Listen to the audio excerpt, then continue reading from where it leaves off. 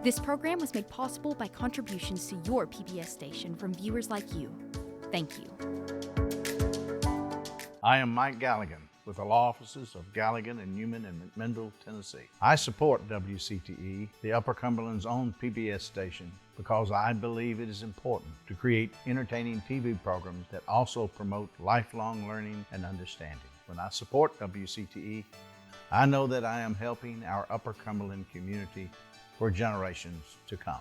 The law offices of Galligan and Newman provide clients with large firm expertise and small firm personalized care and service.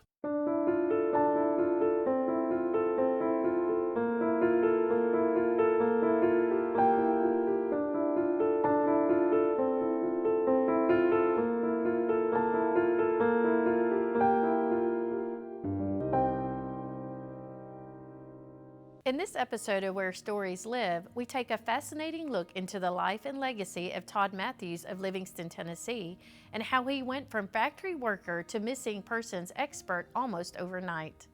During our interview, Todd credited his personal experiences and deep curiosity from an early age as a driving force that led him to become a leading voice in the crime community. It was during these early years that Todd launched his CSI-type career by solving a 30-year-old cold case mystery. It started as a ghost story about an unidentified female found dead wrapped in a tent. Because of Todd's tenacity, doors opened which no one could imagine being opened, and he became a national icon, earning the title first person to use the online tools to solve a cold, unidentified remains case. Who could have known that a crime that occurred before Todd was born would lead him to pioneer the internet sleuthing community by building an online presence that could identify missing and unidentified persons through private and government programs and make him a leading consultant with some of the leading producers of television entertainment as John Bruckenheimer and Dick Wolf. Let's hear from Todd in his own words how this fascinating career took shape. Well, I was born and raised in Overton County on the same property that I live at today. Farther along, we'll know all about it.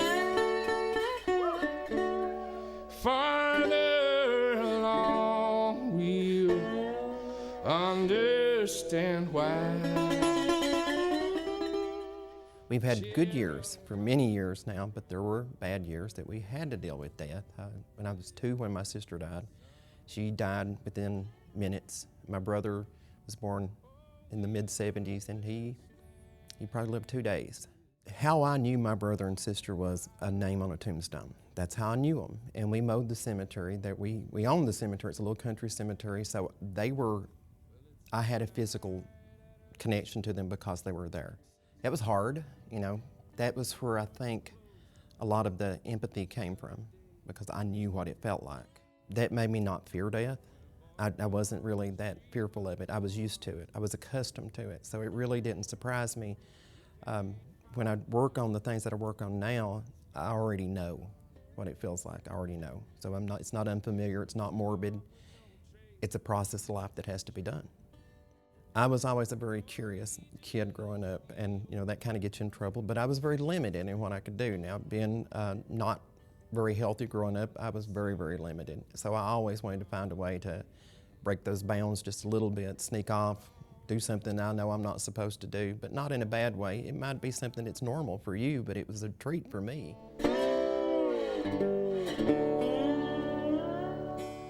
In life, I think I was wherever I had to be, whether it be behind the scenes, watching, carrying, guiding, or leading the charge.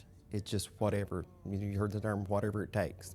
When I first met my wife, and I'm at Livingston Academy today, and she came out of the office, and I saw her and her 2 sisters, and I told my friend, he was sitting right beside me, I said, that's the girl I'm gonna marry. And I don't know why I said that. It just like it rolled out.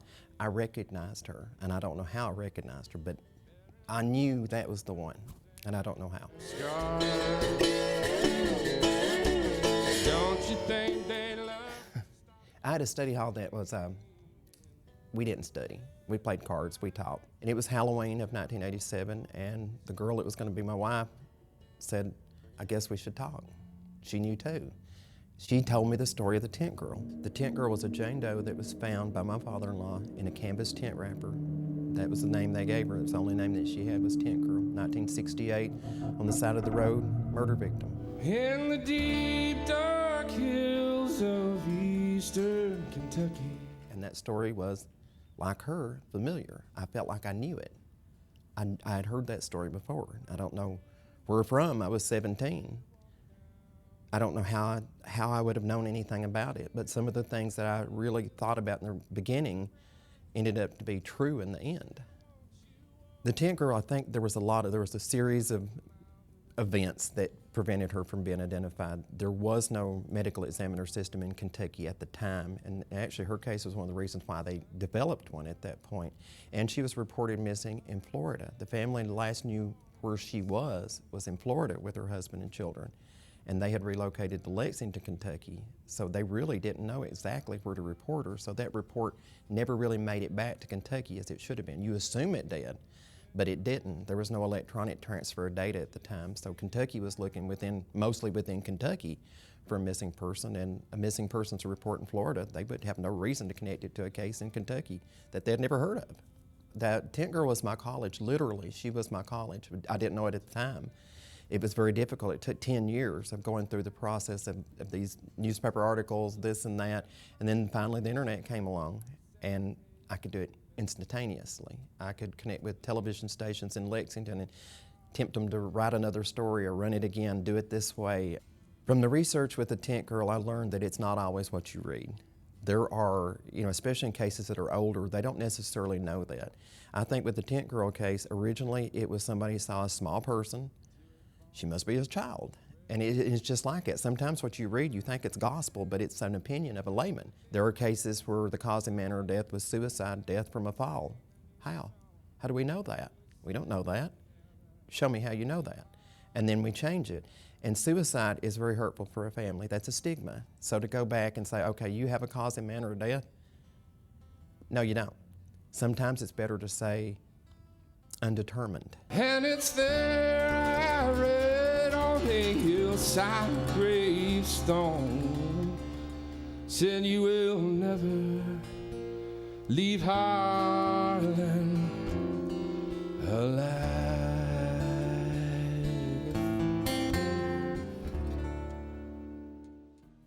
Once word got out about Todd's armchair detective work in the late 1990s, there was no turning back.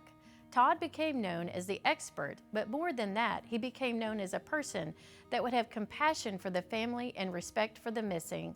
He reminds us of his own experience of losing 2 siblings at an early age and how that gave him the courage to feel sadness and loneliness, allowing him to put himself in the shoes of those family members. He says it's what prepared him to help others get through the dark times so they can begin their own healing. Years devoted to solving cold cases, piecing the puzzles together keeps Todd busy. And while some cases were solved and others still cold, he is quick to say that he will never give up hope on a missing person. But he also knows that his work provides closure for those families, and that can be just as important. We sat down with 2 family members who have relied on Todd to help them with their cold cases, and they describe Todd as a friend and someone who cares during those dark times when you don't know which way to turn. The families say that Todd provides them hope that sometimes can be missing from traditional law enforcement practices, and if nothing else, Todd gives the families the opportunity to give their loved ones a proper burial and a final resting place. Yeah, Vicki had I was 10 at the time, and she had disappeared. I have troubled my soul, doing things I can't control, awaiting my next foolish blunder. She'd run away before, but she'd been found in Florida, but she'd run away, and this time she'd been missing for a while. So some guardsmen were on a break, and they found her body at the abandoned rock quarry up on Rock Crusher Mountain. So after the Tent Girl, we were watching 48 Hours. It was 1998 when all of this was wrapping up, and the town was watching it with us. People had heard that this story was going on, and a couple of days later, I got a knock at the door, and it's a police officer. It's Ryan, the boy I knew in school. He had long hair in school, but he's all trimmed up, and he's an officer, and I thought, why is he here? Well, she was, She was my big sister. I mean, she was just somebody that I looked up to, you know, that protected me. So it was, I think I was stunned then. You know, I was just kind of just numb. You know, I don't know if that's cliche or not, but I was just numb. And he had seen that show, and he said, I feel like you can take me outside of the bounds of law enforcement to help me with my sister's case. I knew of his sister's case. I'd heard bits and pieces of it, nothing I thought I could do about it. But then I realized that's what's missing in your life. That's who you are. And I tried to tell myself it's in the hands of someone else while living in a world of wonder. I can't remember if there were dental records on it, but they were kind of sure it was Vicky's body, you know, with the dress, the clothing that was there, etc. From there, it was an unsolved case. You know, a lot of people had a lot of different stories, and we've had to go through many, many, many rabbit holes trying to at least piece something together. I think my mother had identified her, I don't know, her skirt. He needed answers that he couldn't get through normal police process. I don't have a policy and procedure in place. I can do what I want to. I don't have to do it a certain way. I do what my gut tells me to do. And the first thing to do was, we have to dig her up. Can you do that? And he said yes. He was willing to stand there and do it, and he did. You know, I wanted the body up for one reason, and one reason only, really, was if you fall in here, you can break a bone, let alone 110 feet. We, by far, didn't get anything that we needed to know from Vicki, everything at least. We did clarify a few things. We know better that things were maybe done wrong, or maybe they didn't understand. And one thing we did do, one thing I think meant a lot to her mother, after her death, many, many years later, she had a gift for her. She wanted us to wrap her in a comforter. How often do you get to give somebody that died 25 years earlier a physical gift that goes with them? It went back into the casket with her, back into the ground, and she's wrapped up in it. So her mother got to have something. She got to have some type of exchange with her through us. We were able to do that. You know, so it's having one foot in the world of the dead and one foot in the world of the living. That's just how it works for me. So there were several theories that Todd and I talked over about. Was she pushed? Was the body planted there? Did she die somewhere else? Was it planted there? I don't think she jumped. I don't think there's any proof of that. Did she come off the cliff? Maybe. There's actually a person I'd interviewed that was an officer there. Rick Savage had seen her hands tied like this. Now, do you commit suicide and jump off a bluff with your hands tied, you know, with a pair of gym shorts? So.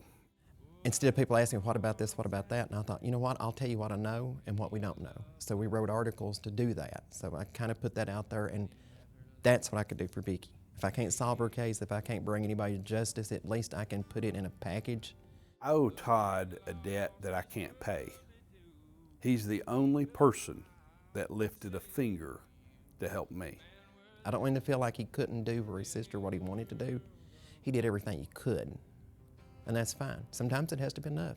And to tell him, we had to be satisfied with what we got. It's been a long time, you know. So I think I did everything that I could possibly do, unless we get some kind of hot tip that comes in that we can go down another rabbit hole. We'll try it. I'm always ready. I keep shaking that tree. Maybe something will fall out of it, you know. Even today, I'll put it out there, you know. Up above the darkened cloud, there's a light to be found. Oh, high above the lightning and the thunder. Oh, Lord, hear my plea.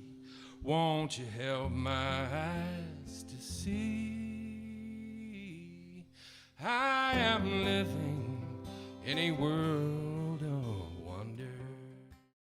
In 2021, my nephew, Josh Bohannon, went missing. I love with all my heart, there is no way of stopping. I have no way of stopping, I just love with all my heart. Through the broken and the beautiful, the bad news and the good news, the bad news and the good news is I love with all my heart.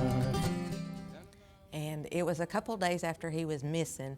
We were at Burgess Falls State Park, but you didn't have phone service down there. So I had called Todd that morning, and he was returning my phone call. She contacted me, and of course she didn't feel like they were looking for him as much as they should have. He had a criminal record. He'd been in trouble, but he was a missing person. He's somebody's baby, and he was her nephew, and she helped care for him. I even saw him as a child. I can remember back. I didn't know him really personally, but I remember him as a child. I told him about Josh missing because I'm thinking I can get some help from Todd because Todd has worked with this. You know, my first instinct was the tent lady. Now, something about his case, it wasn't just he was missing. He was very, he had diabetes. It was horrible. We knew if he did not have his medication within 48 hours, he would be dead. So missing and probably dead. So they knew after that period of time, and Vicki, she couldn't get enough done. She didn't feel like she could get enough done. Maybe she didn't get enough done. People are not following the procedure as much. She said, "Can you help me?" And it's like, yeah. What can we do? How do I go about this? You know, you're not giving a manual on a missing person, what you're supposed to do next and all that. So he told me let's get him into NamUs, the database. And it usually takes, I think he said 30 days, but we had Josh in there within like 2 weeks. He was found March 18th, 2022 at Window Cliff State Park in a cave. She had questions. You know, when a body's found, their idea was a body was found. It wasn't a body, it's remains. And I think their vision of a body is a full body at the time.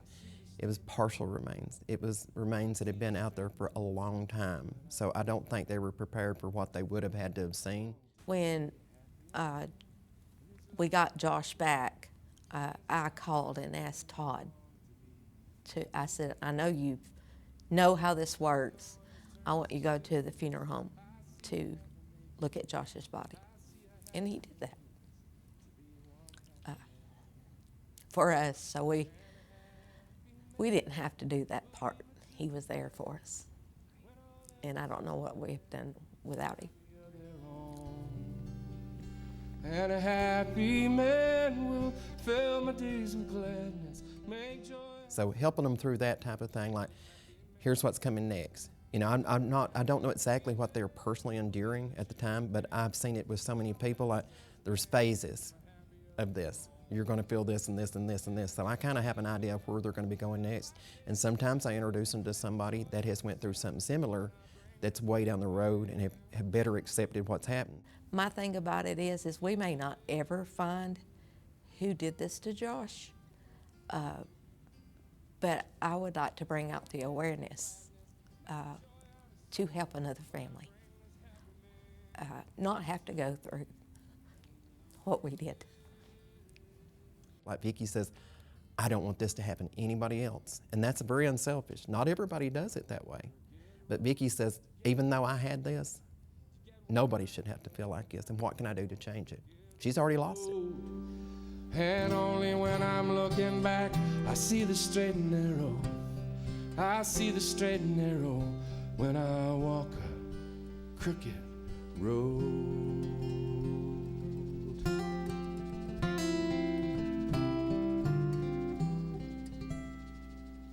It became apparent to Todd that there was a missing link to solving cold cases, which he described as the inability to connect or to communicate efficiently or effectively. When agencies don't have a way to share data or information, cold cases stay cold and information is lost. It was during this time that Todd met with lawmakers and lobbyists to change the laws that would help develop processes and procedures using the common database. The database site would house information on missing and unidentified bodies, not just for law enforcement and investigators, but for family members who are looking for clues. Todd also founded the Doe Network and became the Director of Case Management and Communication for NamUs. the national online database for missing and unidentified cases. From there, he piloted efforts to coordinate data exchange between NamUs and National Center for Missing and Exploited Children. Let's hear from John Mark Wendell, an attorney and lawmaker that helped Todd see his dream of making law come true. Some of the things I want to change, and it started here at home. There was no policy and procedure. There was no forced way of, we need to all do this the same way. We implied it, with the Doe Network, we were kind of setting a standard, but it wasn't working fast enough. It had to be done faster. So when the federal government recognized, that might work, and I've become part of that working group, we built a database that NamUs, which is the National Missing and Unidentified Person System, but it wasn't being used. And I don't want to say that it was refused, like law enforcement didn't refuse to use it. And I've had people that had a harsher stance on that, but I think maybe they don't know how. Maybe there's nothing to initiate that. Maybe there's no mechanism to cause this to happen. New York was working with me on a state law that would require the use of NamUs. They were very progressive, and it's like, yeah. They did it one at a time, like first for the missing, and then they come back and added unidentified to it. So I took this, I go to John Mark Wendell. He was a state representative at the time here in my hometown. I first saw what Todd was doing when I read that he solved the first crime in cyberspace. And connectivity was even an issue at that point in Upper Cumberland. We weren't as connected to the internet and to the World Wide Web as other locations in America and across the world. But Todd was certainly a pioneer of cyber sleuthing, and I heard that fairly early and followed him fairly early because it was a hometown boy done good. And John Mark was nervous. He said, I don't know if they're going to pass it. So we had to go talk to every one of the representatives that we could get to, and I would explain it to them.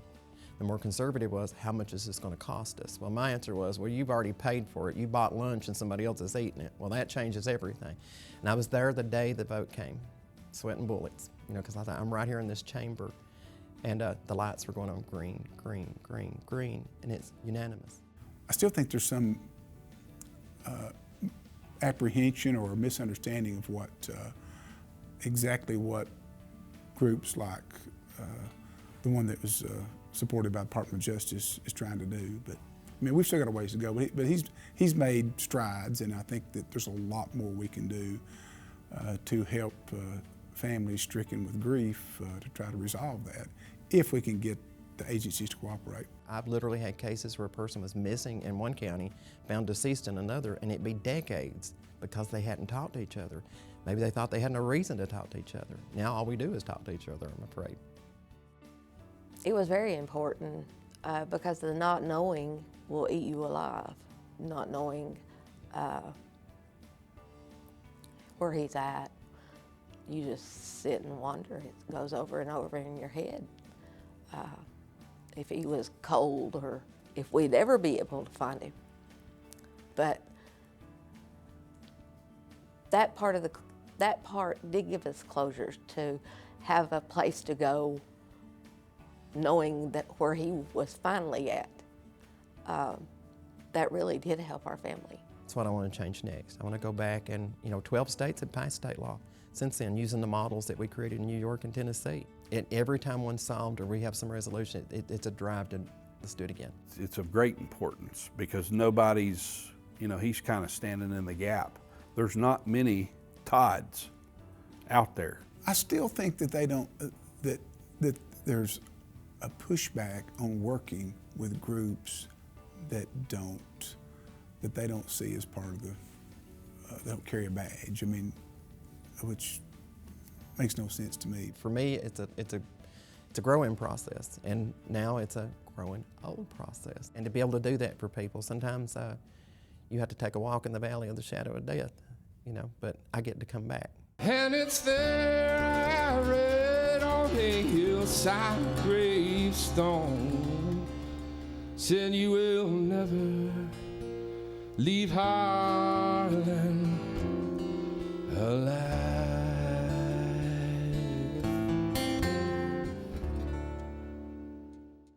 Todd Matthews, a local with no formal detective training, was able to find his voice during the early stages of the internet when dial-up was a real thing and solving cold cases required digging through old newspapers and microfiche. Things are a bit different now, but Todd continues to be an advocate for the missing and unidentified using the Doe Network and by pushing for more policies and procedures. With more than 20 years of work under his belt, Todd hasn't stopped. His awareness is still shaping the forensic community, and he still has people showing up on his doorstep with the hope that their loved ones will be found alive. We hope you've enjoyed our show on Todd Matthews. I'll see you next time when we go where stories live.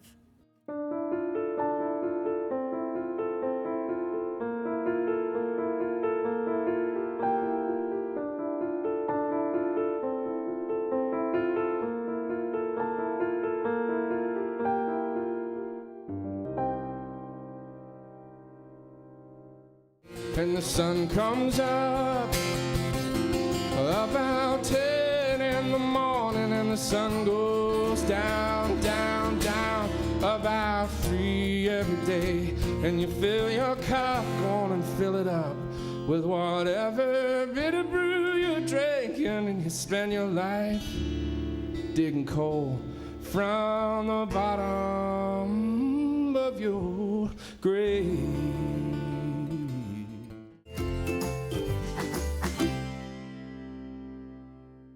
I am Mike Galligan with the law offices of Galligan and Newman in McMinnville, Tennessee. I support WCTE, the Upper Cumberland's own PBS station, because I believe it is important to create entertaining TV programs that also promote lifelong learning and understanding. When I support WCTE, I know that I am helping our Upper Cumberland community for generations to come.